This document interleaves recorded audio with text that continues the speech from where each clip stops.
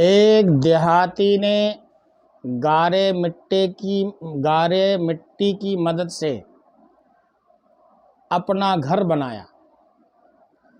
گھر میں اس نے چھوٹی سی 7 مصلی کی مسجد بھی بنائی۔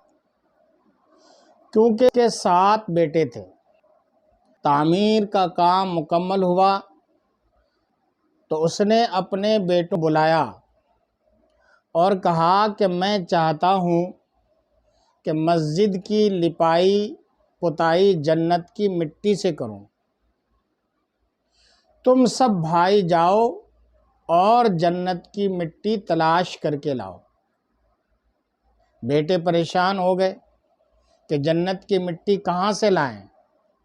باپ کا حکم تھا، 6 بیٹے ڈھونڈنے نکل کھڑے ہوئے، جبکہ سب سے چھوٹا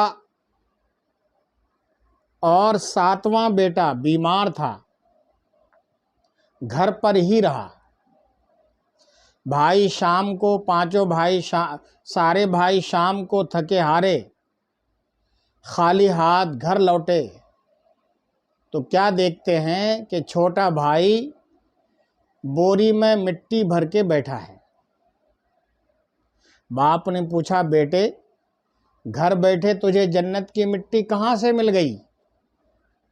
بیٹے نے کہا، سارا دن ماں کے پیچھے پیچھے پھرتا رہا، جہاں جہاں وہ قدم رکھتی تھی وہاں سے مٹی اٹھا اٹھا کر جمع کرتا رہا، یہ وہی مٹی ہے۔